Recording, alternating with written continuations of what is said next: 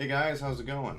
It's been a while since I've made an actual video on the channel, and I just thought I'd give like a quick kind of update as well as show some pickups that I've got over the last month or so. I've been extremely busy with work, and the holiday seasons, we all know, is always a insane time of the year. So yeah, I've just been working and not had time to make fucking videos, so I don't feel extremely tired today, so I'm making a fucking video. I've been picking up games here and there, left and right. I've been getting a little lucky at some of the places I've been looking and not lucky in others. Been getting a lot of VHS tapes recently that I didn't pull down because I already filed them away. But a lot of VHSs in the last couple weeks, actually, probably around 30 tapes, all horror movies, some action movies, but mostly horror.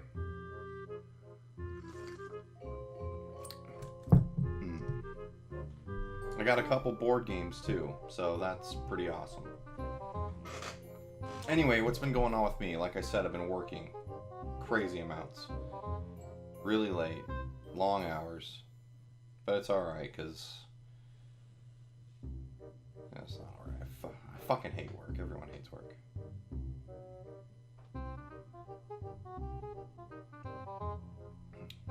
I plan on having a couple more videos come out, probably this next coming week or this week.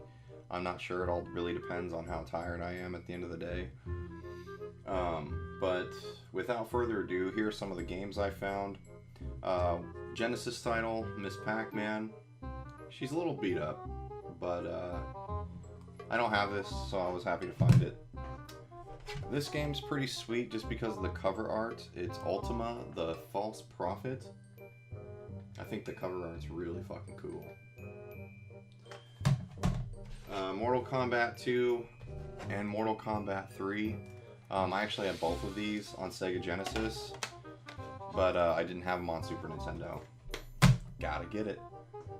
An obscure game that I've never seen before or even heard of. I've always heard of all the different Simpsons games, the arcade game, Attack of the Space Mutants or whatever. But this one, Krusty Super Funhouse, I've never heard of this. And it's really weird. You don't ever see Simpsons games, at least I never see Simpsons games, out in the wild looking for games. A really craptasticular game based off Bram Stoker's Dracula movie. I like the movie a lot. The game, not so much.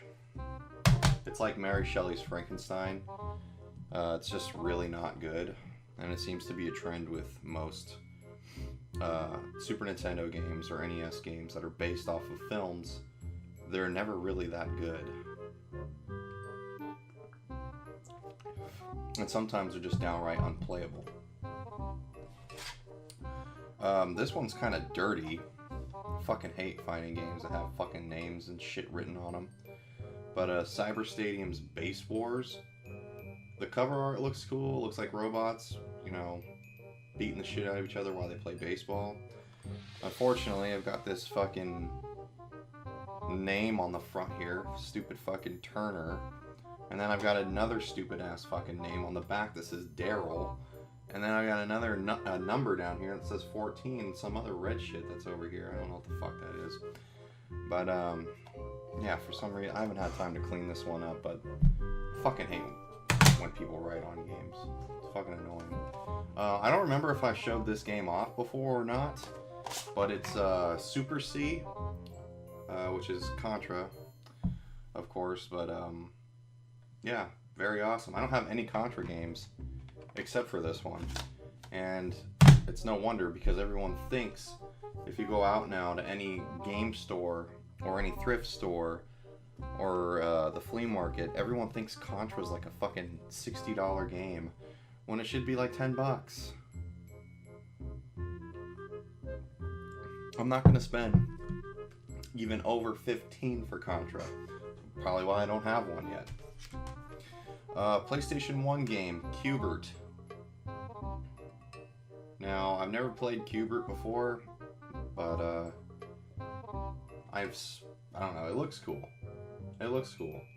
Which segues, real quick, I'm going to break off from the game. Segues because I found a vintage 1983 Qubert board game at the thrift store for only $1. It's pretty sweet, actually. Pretty easy game to set up as a board game when you think about it.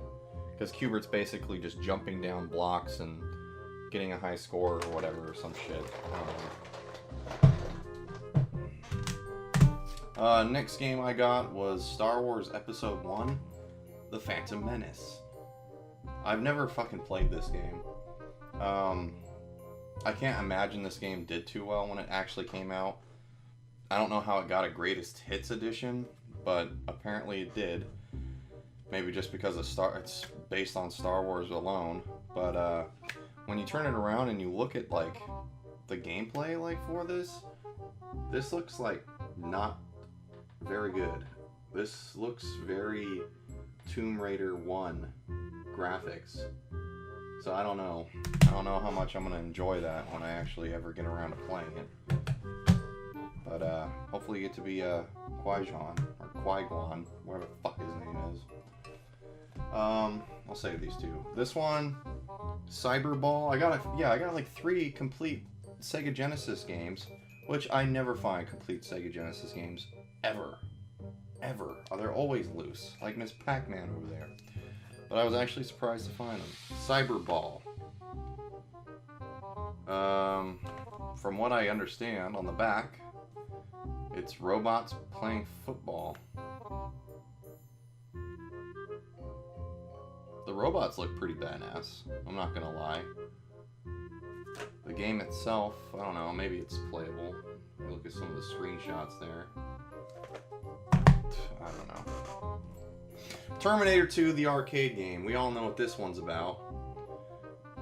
It's the poorly ported version of the arcade Terminator game that actually had the giant gun at the arcade for you to play. I have it on Super Nintendo. I didn't have it on Genesis.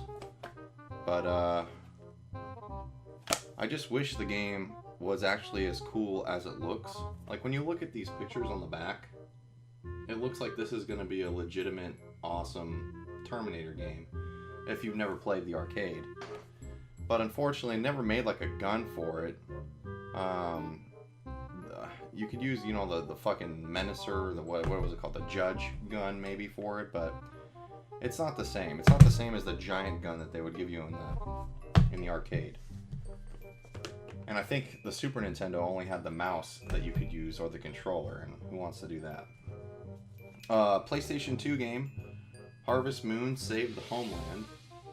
Now, I'm not really into Harvest Moon, but I know that Harvest Moon games are a lot more expensive than fucking $2, which was how much that game was listed for, so I bought it. And, you know, my kid could play it or something.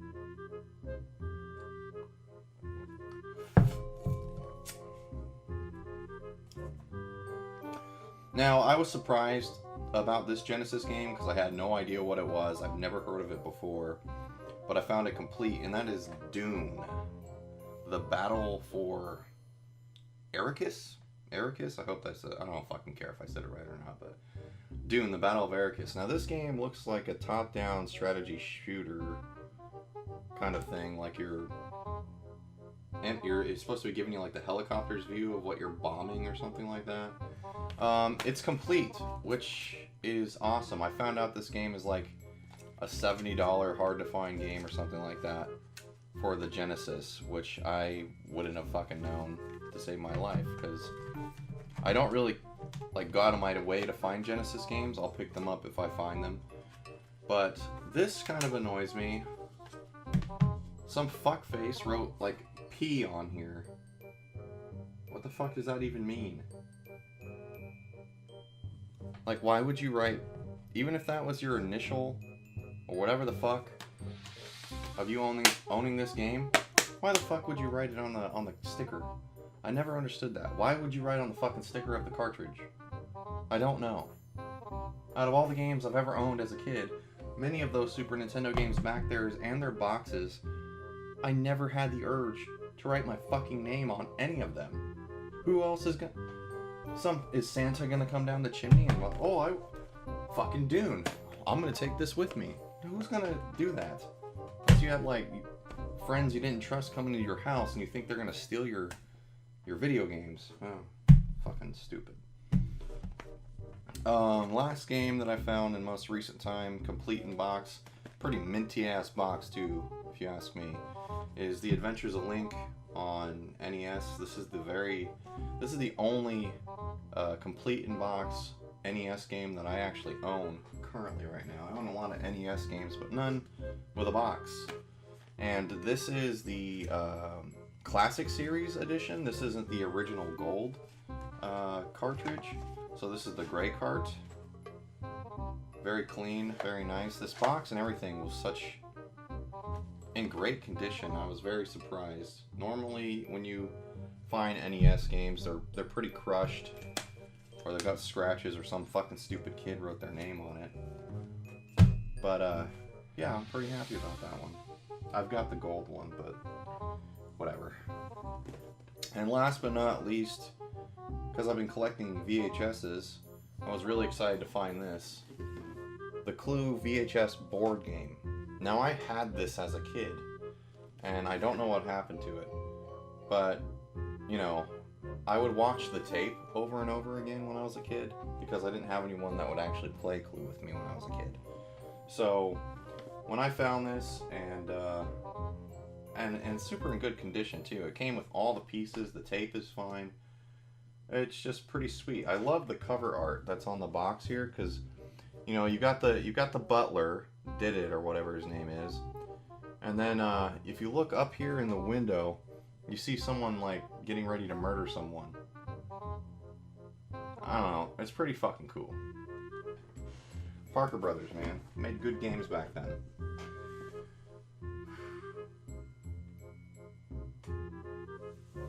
Anyway, guys, anyway, that's all that I've got most recently. Here, let's take a look at all the VHSs.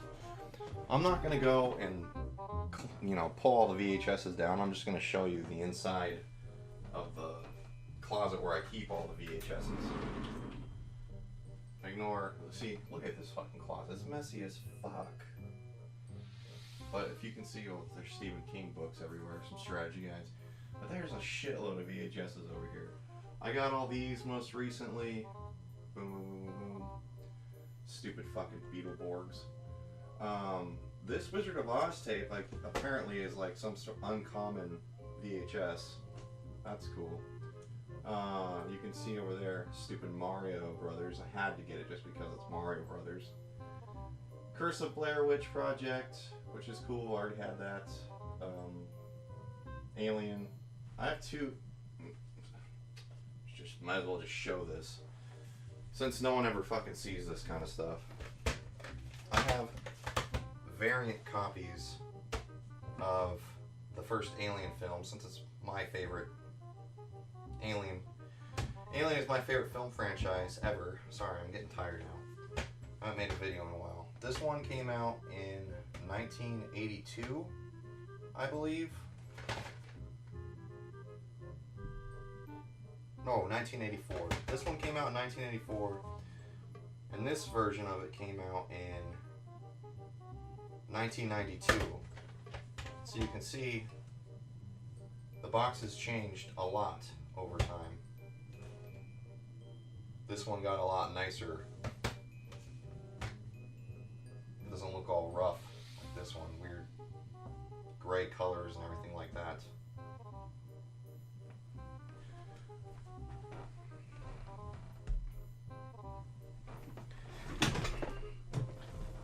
Anyway, guys, I hope you enjoyed this video, and look for new videos coming this week or next week. Anyway, later.